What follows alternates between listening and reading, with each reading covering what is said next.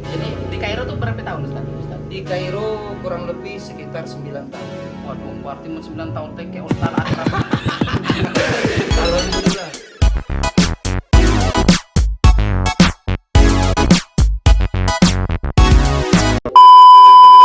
Assalamualaikum warahmatullahi wabarakatuh. Kembali lagi di Belacan, berkisah langsung asik dan bercanda. Lama aku udah ngupload video.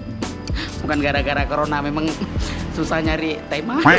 Dan ini alhamdulillah bukan Munir baru Islam, tetapi karena ini di bulan suci Ramadan, Munir pakai baju, pakai kain sarung, pakai kopiah, pakai baju warna merah. Bukan kenapa? Karena kalau pakai baju kuning lah dibilang BPJ kuliah. Tidak dong, aku pakai nih Rudianto Chen. Pokok dua-dua Bambang Patijaya dan Pak Rudianto Chen jangan lupa. Ini bukan duit maksudnya, THR lah. Pokoknya kembali lagi di channel Belacan, dan di bulan Ramadan ada bintang tamu yang mantap untuk berkisah di siang hari ini sekitar jam 2. Nih tamu mantap, kawanku dulu di pondok pesantren Kairo. Sampai dia, ini dia Ustaz Haji Muhammad Kurnia. Assalamualaikum warahmatullahi wabarakatuh Ustaz. Waalaikumsalam warahmatullahi wabarakatuh. Nah, ya nyaman kita nih, tengah bekan tiga Ustaz tuh pakai sarung begini. Ahlan wa sahlan Ustaz. Ahlan wa marhaban bihudurikum. Mana ya beli pada bedanya ngomong Ustaz. Nah, maksudku tuh cuma ahlan beja Ustaz ngomong bahasa Arab Ustaz. Bukan apa ya, lidahku ngerti bahasa Arab Ustaz. Bismillahirrahmanirrahim, aku kadang agak bersedih. Pokoknya kita di bulan Ramadan nih santai, dan alhamdulillah sekarang tengah ada di rumah Ustaz. Dan Ustaz nih di Partalang Ujung Ustaz, dan pergi kesini juga lah pakai masker, tadi lah pakai pengamanan khusus, jadi jangan dikano karena aku juga lah mengamankan diri. Dan jarak dari rumah Ustaz ke rumahku juga tidak begitu terlalu jauh, karena aku juga dekat Surjaya dari Lame, dan jadi aman insyaallah. Dan Ustaz tadi kemana-mana ya Ustaz, selama Jadi Ramadan. kemana-mana lah. Alhamdulillah. Nih puasa kita Puasa keempat. keempat. Alhamdulillah Ustaz. Gimana ya puasa lancar Ustaz? Alhamdulillah puasa lancar. Yang penting dalam puasa ini kita memaksimalkan waktu, kita gunakan banyak-banyak beribadah. Apalagi di rumah kan. Di rumah ini tantangan kita harus memang benar-benar jangan sampai terlena. Karena yang namanya di rumah kan kadang-kadang kita tidak jauh aktivitas dari kasur, dari jauh aktivitas dari handphone, dari jauh aktivitas dari TV umpamanya kan. Nah, tapi inilah justru tantangan kita nak milih, kita nak habis waktu dengan hal-hal yang tidak bermanfaat, atau kita memilih untuk menghabiskan waktu dengan melakukan amal-amal saleh. Untuk Ustaz percaya, tapi cuma dia bolong 4 hari ini. Alhamdulillah. Ya sampai tahu kan ada bolong-bolong gitu ya kan. Dan rumah Ustaz samping masjid dok. Samping masjid. Dulu aku nggak hati Ustaz lewat sini Ustaz, kalau aku udah tahu kalau nih rumah Ustaz nih. Ini nih kalau kami sebut namanya PMI, apa itu Ustaz? Pondok Mertua Indah. Oh. Ini adalah rumah mertua. Kalau rumah kami sendiri di Masjid Jami. Oh, Di jadi. depan apotek K24. Nah, tahu. Pas persis di depan seberang apotek itulah rumah Oh, orang tua. apa yang aku bilang tadi, Ustaz nih adalah teman pondokku di Kairo dulu. Iya, Ustaz tuh benar-benar di pondok, tapi aku di kandang ayam dulu. Ustaz dari Ustaz? Ya, dari kalau pesantrennya dulu pesantrennya di Palembang. Oh, Palembang. Selama 4 tahun kurang lebih. Kemudian dari pesantren Palembang tadi melanjutkan kuliah S1 di Universitas Al-Azhar di Kairo, Mesir. Baru kemudian pulang ke Indonesia melanjutkan S2 di Jakarta, dan sekarang mohon doanya lagi proses kuliah lanjutan di program doktoral hukum Islam di Universitas Islam Indonesia di Yogyakarta. Mohon doanya lah Mohon doa semuanya. kawan-kawan seperti kita Mudah-mudahan harus lancar. dukung nih ulama kita nih. Amin, amin, amin. Jadi di Kairo tuh berapa tahun Ustaz? Di Kairo kurang lebih sekitar 9 tahun. Waduh, berarti 9 tahun teh kayak Ustaz Akrab. Alhamdulillah karena yang namanya kita merantau di luar negeri, apalagi untuk belajar, itu tidak akan pernah sia-sia waktu yang ada. Karena semakin lama justru semakin banyak hal-hal yang bisa kita serap, tergantung bagaimana kita memanfaatkan waktu tadi. Karena ada kawan-kawan yang di sana dalam durasi singkat, karena mereka tidak maksimal, akhirnya kurang bisa bermanfaat di masyarakat. Tapi ada kawan-kawan juga yang lama di sana, tapi karena memang mereka pandai mengelola waktu, pandai mengumpulkan pengalaman, jadi sehingga ketika pulang ke kampung halaman manfaatnya sangat besar bisa dirasakan masyarakat. 9 tahun. Nah, berarti Ustadz pernah merasakan bulan suci Ramadan di Turki berarti ya? Di Mesir di Kairo. Oke. Berarti pernah merasakan. Pembeda apa Ustadz? Perbedaannya sebenarnya tidak terlalu signifikan, paling nuansa. Nah, nuansa di sini kalau di Mesir itu Ramadan identik dengan orang-orang lebih meningkatkan amal-amal soleh. Jadi kalau di hari-hari biasa kalau di Mesir itu di bis-bis, di stasiun-stasiun, di pinggir-pinggir jalan kita biasa ngelihat orang-orang Arab itu mereka memanfaatkan waktu untuk baca Al-Quran atau mereka mengulangi hafalan-hafalan Al-Quran mereka. Nah, di bulan Ramadan hal-hal yang semacam itu tadi lebih ditingkatkan lagi. Nah, jadi kita tidak heran kalau kenek mobil angkutan-angkutan umum itu mereka sembari kerja, sembari berjalan mobil itu mereka sambil baca Al-Quran. Pemandangan-pemandangan seperti ini. Dan satu lagi, kalau di Mesir itu ada namanya tradisi Maidatur Rahman. Maidatur Rahman ini namanya sajian untuk berbuka puasa itu yang disiapkan oleh para donatur, para muhsinin untuk seluruh orang-orang yang berpuasa disajikan menu-menu yang istimewa saat berbuka puasa. Nah, ini barangkali yang menjadi kerinduan kalau kami pribadi karena mahasiswa-mahasiswa di sana itu kalau selama bulan puasa itu masalah sahur, masalah berbuka itu tidak usah pusing. Kenapa? Karena banyak sajian-sajian sejenis Maidatur Rahman tadi yang sudah disiapkan oleh para donatur-donatur. Itu mereka membuka di depan rumah masing-masing. Ada mereka gelar tenda, ada mereka gelar kursi, meja, itu lengkap semuanya. Oh, bukan di masjid. Bukan di masjid. Bukan di masjid, mereka banyak yang secara pribadi. Karena kalau di masjid juga ketika berbuka puasa itu ala kadarnya. Paling yang di masjid hanya marbot. Karena orang lebih banyak menghabiskan waktu itu bersama keluarga. Karena memang kalau kita berkaca saat buka puasa itu waktu yang mustajab untuk kita berdoa. Jadi ketika itu kita gunakan untuk berdoa, sembari kita beramal soleh memberikan buka puasa ke orang lain. Ini yang dijalankan oleh orang-orang Arab. Jadi mereka kalau di masjid buka puasa tidak begitu ramai, tapi kalau di jalan-jalan itu ramai. Masing-masing ya, di sini buka, di sana buka, dan menunya bukan kalau kita seperti kita menu-menu makanan ringan itu bukan. Di sana menunya ya antara dua, kalau udah ayam, daging. Ayam itu siko ayam itu potong 4. Jadi memang benar-benar sangat-sangat istimewa. Pokok kita pulang dari situ kalau bahasa kita kebengking lah. Ya. Kenyang perut kita. Nah, itu sajian yang luar biasa yang perlu kita pelajari karena mereka ketika memberi itu memang sudah tidak perhitungan lagi. Karena mereka memang menjadikan bulan Ramadan ini adalah bulan untuk berbagi sedekah, berbagi infak, berbagi hadiah kepada orang-orang yang membutuhkan. Nah, sebenarnya Ustadz dengan yang tadi yang di Sanentum model itu sebenarnya orang Bangka bisa tidak melakukan itu Ustadz? Orang Bangka sangat-sangat bisa. Cuma kadang-kadang kita ini agak malu berbuat baik. Malu berbuat baik kenapa? Kalau kita ditinggal orang lain dianggap pamer pulih, dianggap riak pulih. Apalagi depan rumah kan? Apalagi depan rumah kita bikin. Nah, tapi dengan kultur kita di Bangka khususnya ini ya paling kita pacak memberikan bukaan itu buka puasa itu ke masjid-masjid sih karena di masjid-masjid kita cukup ramai ya ada orang-orang yang masih bertahan untuk berjamaah di masjid ya kita beri ke mereka. Nah, tapi ada yang lebih afdol lagi di masa sekarang ini kalau masjid kita kan suasananya kan tidak begitu ramai lagi. Kemana kita harus menyalurkan buka puasa itu ya kita kasih ke rumah orang-orang fakir miskin mereka yang membutuhkan. Nah, itu jauh lebih baik lagi karena mereka yang selalu menunggu uluran tangan dari kita.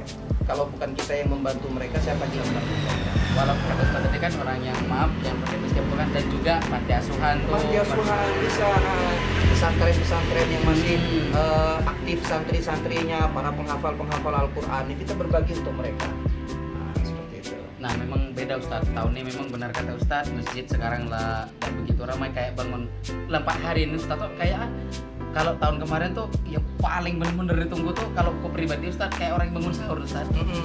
Jam 2 lewat, setengah 3, jam 3.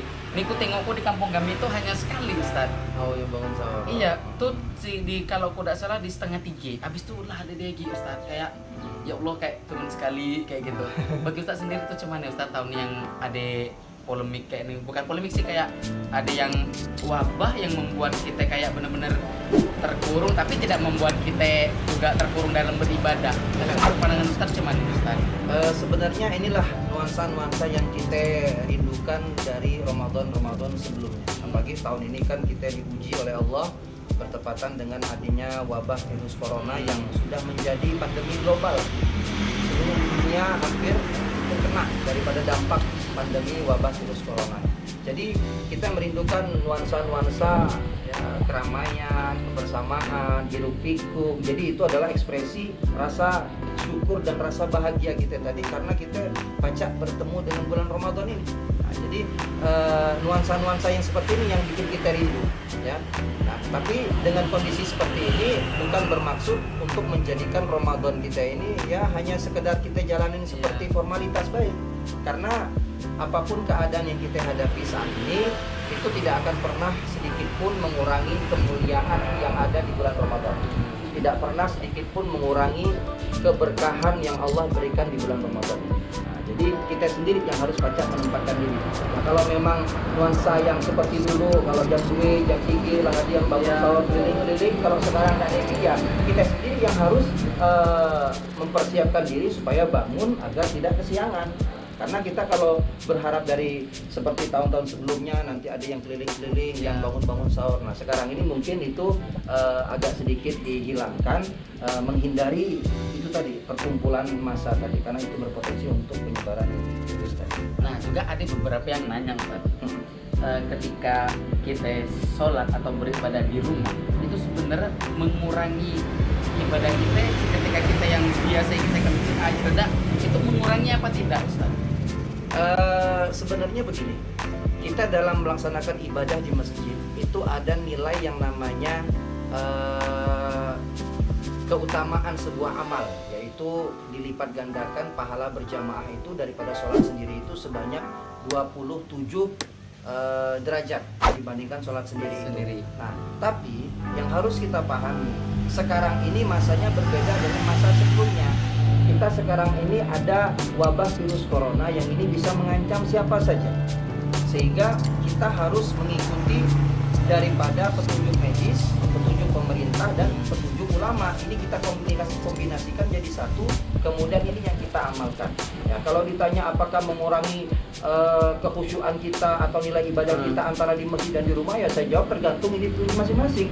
Ya, karena sempurnanya sholat seseorang itu bukan berdasarkan tempat, ya, tapi berdasarkan bagaimana kekhusyuan orang yang melakukan ibadah sholat.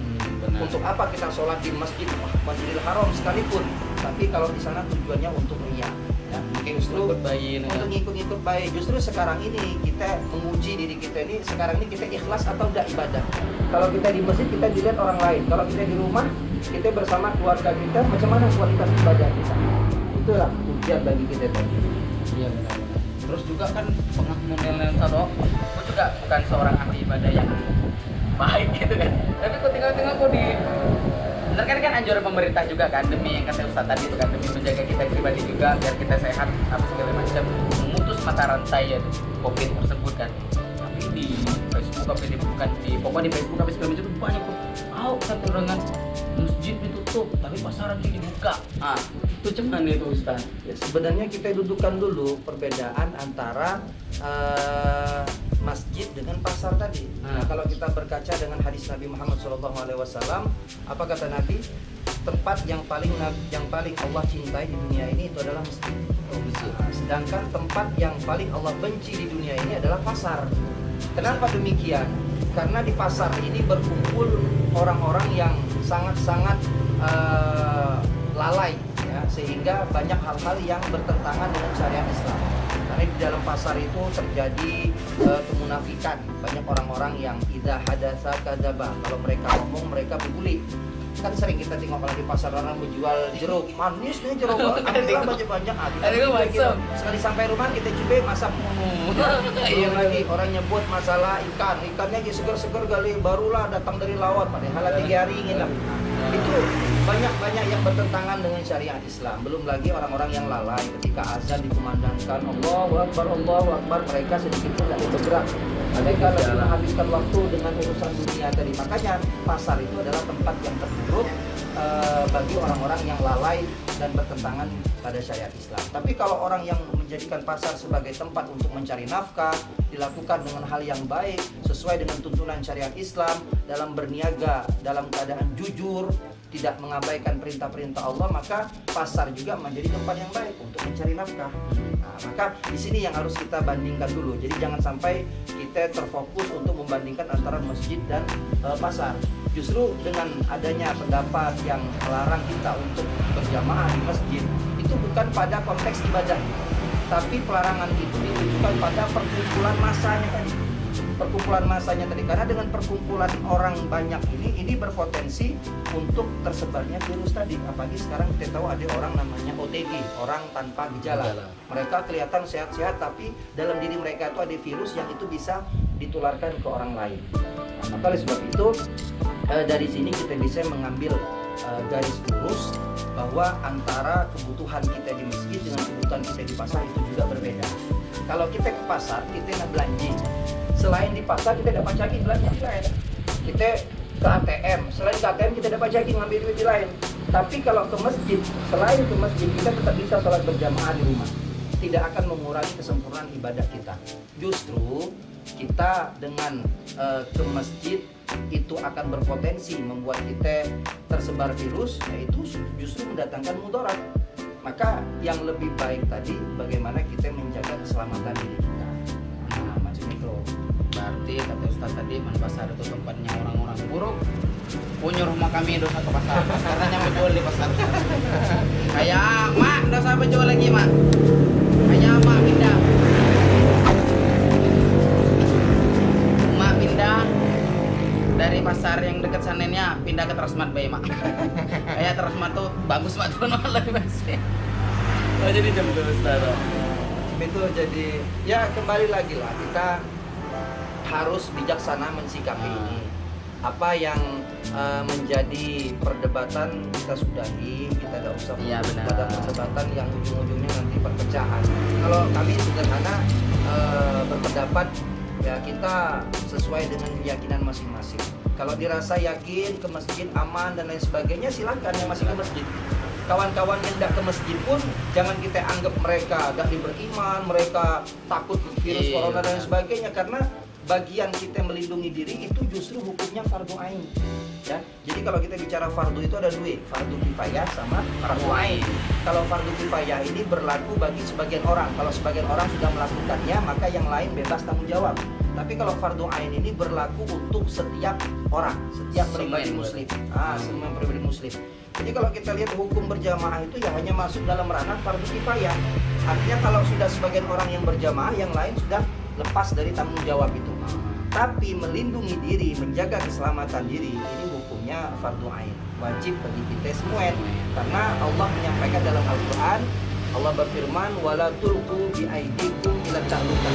Jangan sampai kita menjerumuskan diri kita itu kepada kehancuran. Nah, itu perintah Allah. Maknanya apa ya? Kita melindungi diri kita ini, jangan sampai kita keluar ya kita sehat, tapi ketika kita pulang ternyata kita membawa penyakit yang itu bisa tertularkan kepada anak-anak kita, keluarga kita, macam itu.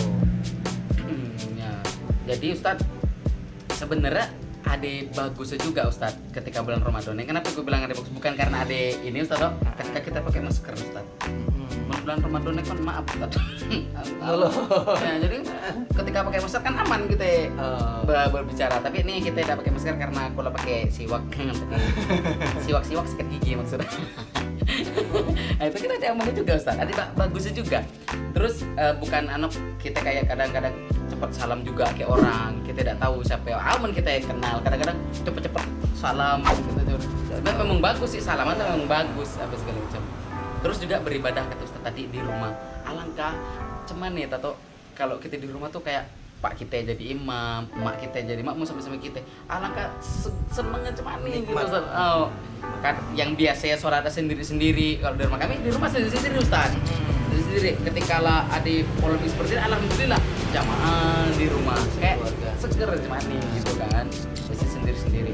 Nih Ustaz tentang tarawih nih Ustaz.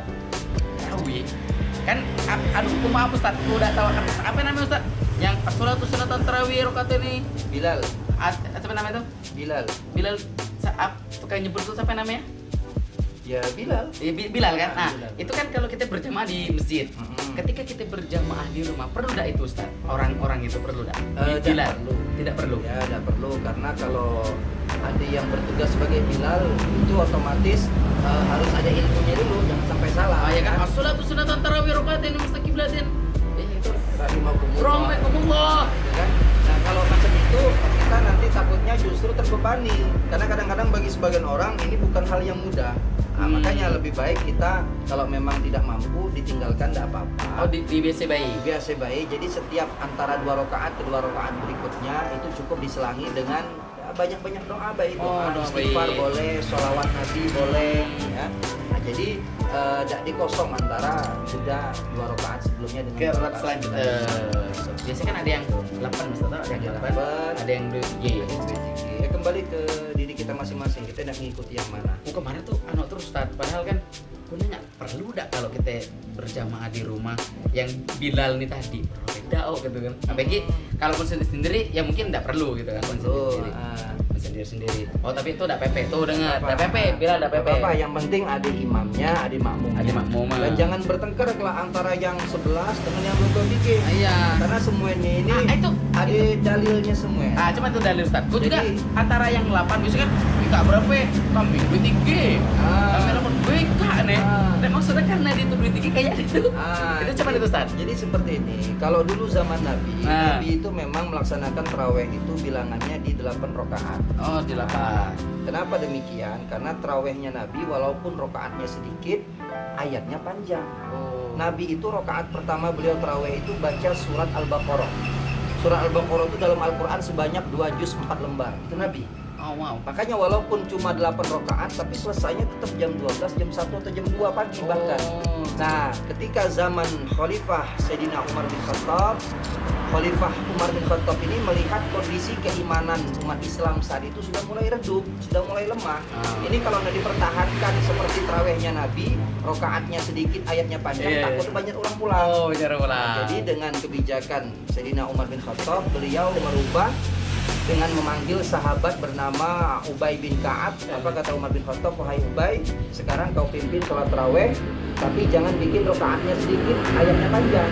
Kau bikin rokaatnya banyak, ayatnya pendek. Makanya jadilah tadi 20 rokaat. Nah, jadi yang mau mengikuti 11 boleh, yang mau mengikuti 23 boleh. Yang jadi soal ini kalau udah taraweh. Jangan masalah. Itu. Ini kalau kita sibuk berdebat di Facebook, sebat di Instagram, yang 11 benar, yang 23. Kalau terjadi macam ini kan ujung-ujungnya yang 23 ngerasa benar nyalahin yang 11. Yang 11 ngerasa benar juga nyalahin yang 23. Yang dek terawih aman, untung kok dek terawih katanya gelar. Si anu 11 salah, si anu 23 salah. Ujung-ujungnya benar. Itu yang dek terawih aman macam itu. Jadi jangan sampai perdebatan ini justru bikin kita tidak dengan ibadah. Tapi ada bener pula yang kata tadi yang apa namanya? Surat yang panjang. Jadi di kampung-kampung itu Ustaz. Imam itu kan ada 3. Ketika ada salah, kalau imam ini ya orang lesu Ustaz. Ini pasti lame nih. Ini pasti lame. Tapi kalau imam yang dia, wah cepet-cepet ini pasti cepet nih. Itu udah jadi masalah sih sebenarnya. Makanya itu tadi kalau kita nengok